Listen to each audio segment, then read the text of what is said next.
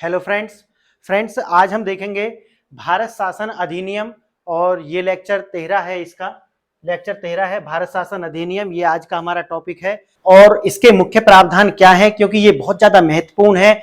और महत्वपूर्ण क्यों है, जैसा कि आप जानते हैं जब भारतीय संविधान बना था तो उसके अंदर 395 आर्टिकल्स थे। कितने आर्टिकल्स थे? 395। और इसमें से 200 आर्टिकल्स कहां से लिए गए थे? इसी 1935 के एक्ट से लिए गए थे। अब ये इसलिए महत्वपूर्ण हो जाता है कि हमारा जो संविधान है उसका एक बहुत बड़ा हिस्सा इसी से आता है और इस पर आज भी ये बहुत ज्यादा मायने रखता है। आज अगर हम इसे लर्न करेंगे तो आज संविधान के एक बहुत बड़े हिस्से को समझने की हमें मदद मिलेगी। आप ऐसा समझें इसे। तो मैं आपको एग्जाम ओरिएंटेड पढ़ा रहा हूं और इधर उधर की बात नहीं करेंगे, कोई कहानी नहीं बनाएंगे, नहीं लेक्चर ज्यादा लंबा करेंगे। हमें आपको सिर्फ पढ़ाना है, लेक्चर आप देखते रहेंगे कि इसके पीछे कोई, जैसा कि आप देखते होंगे कि एक अलग ही कहानी बना करके ले आते हैं, जिसकी जैसी मर्जी करती है वैसी कहानी बना देता है। हम ये नहीं करने वाले, हम आपको exam oriented point two point पढ़ाएंगे। तो आप पहला पॉइंट आप इसमें लिखेंगे, लिखें धारा 321 व अनुसूची 10। इसके अंदर कितनी धाराएं थी? 321 धाराएं थी।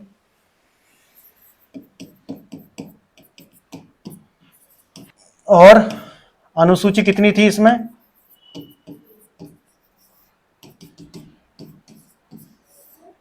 10 अनुसूची थी। बी, मताधिकार का विस्तार।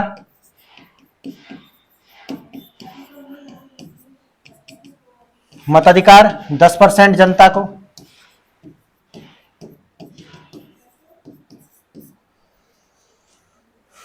तीसरा पॉइंट आप लिखेंगे सांप्रदायिक प्रतिनिधित्व। दलित, महिला और मजदूर इसमें और शामिल कर लिए गए। आप देख रहे हैं इसका विस्तार होता जा रहा है, वही जो साइमन कमीशन बोल रहा था।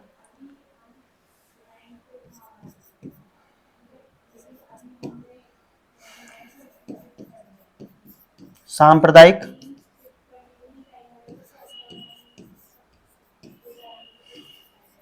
प्रतिनिधित्व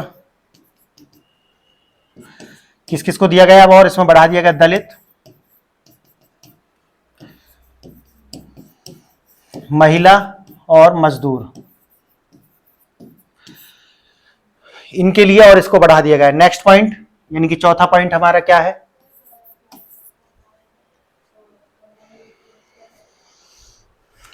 स्थापना। इसी के द्वारा देखेंगे आप स्थापना किस किस का हुआ है।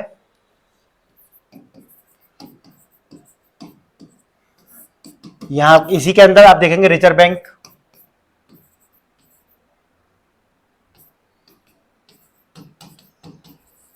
रिजर्व बैंक, संघीय न्यायालय,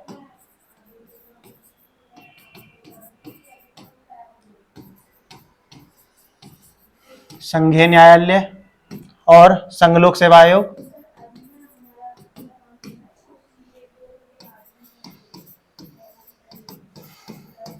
संघ लोक सेवा आयोग,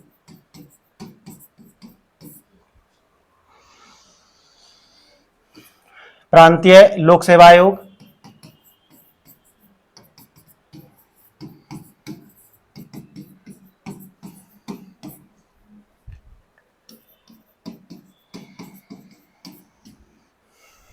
प्रांतीय लोक सेवा आयोग। और लिखेंगे कि बाद में एक संयुक्त लोक सेवा आयोग भी था जो बाद में खत्म कर दिया गया, उसका कोई जरूरत आपको है नहीं। तीसरा पॉइंट आप इसमें और लिखेंगे, ये है आपका डी हो गया। पांचवा पॉइंट लिखेंगे, ई पॉइंट लिखेंगे अवशिष्ट शक्तियां।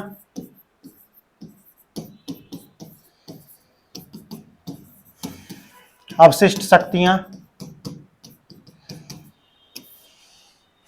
गवर्नर जनरल के हाथ में थी। गवर्नर जनरल में इन्वेस्टेड थी ये शक्तियां, यानी कि जो अवशिष्ट शक्तियां थी वो गवर्नर जनरल के पास थी। ये प्रश्न आता है इसलिए मैं आपको बता रहा हूं। नेक्स्ट है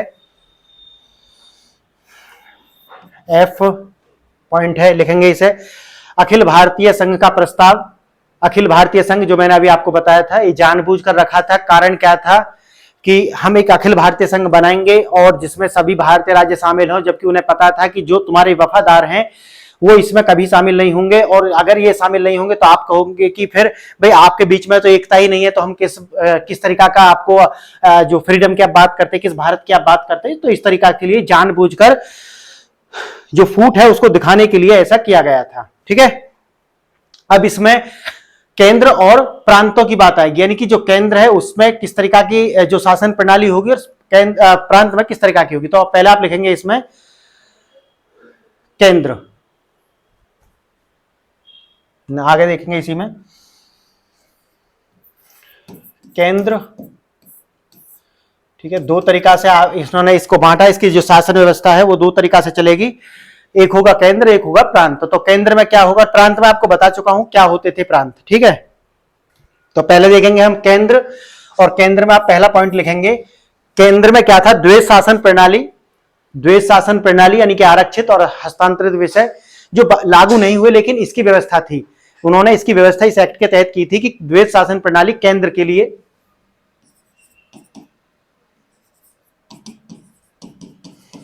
द्वैध शासन प्रणाली यानी कि केंद्र के लिए, यानी कि आरक्षित और, जैसा कि मैंने आपको बताया है अभी प्रीवियस लेक्चर में, और स्थानांतरित विषय, स्थानांतरित विषय जो लागू नहीं हुआ, ये कभी भी लागू नहीं हुआ।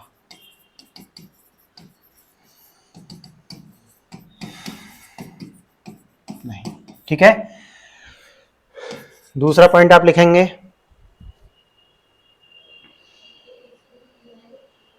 अखिल भारतीय संघ की स्थापना। अखिल भारतीय संघ की स्थापना जो मैंने अभी आपको बताया, यानी कि राज्य और रियासतों को एक इकाई माना जाए।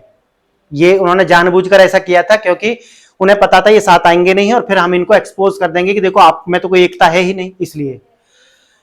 तो अखिल भारतीय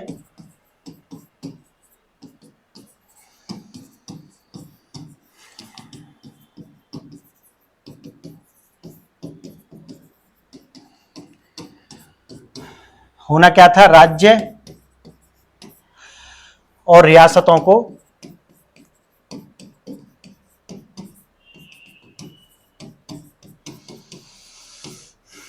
एक इकाई माना जाए।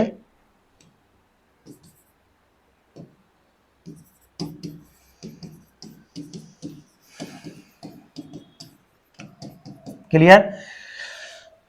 तीसरा पॉइंट मैं बोलूंगा, आप लिखेंगे अभी से जल्दी से।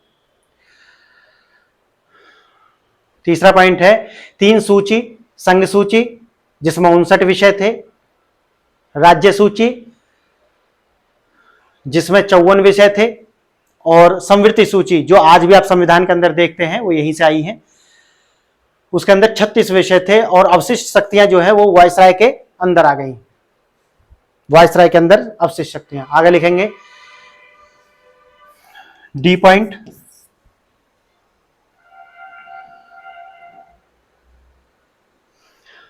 यह अस्तित्व में नहीं आ सका क्योंकि स्वीकार नहीं हुआ। मैंने जैसा कि आपको बताया था जानबूझकर इन्होंने रखा था और जो प्रांत थे उन्होंने इसे स्वीकार नहीं किया।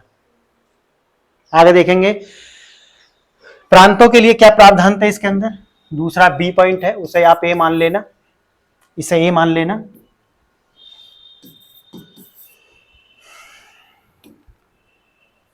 बी पॉइंट है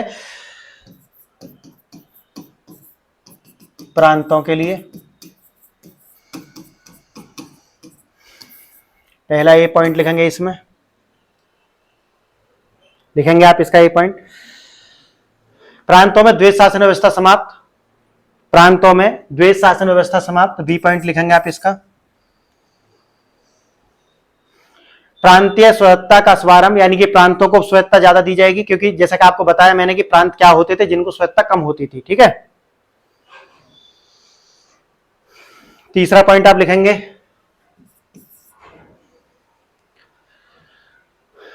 राज्यों में उत्तरदायी सरकार 1937 से 39 इनको समाप्त कर दिया गया।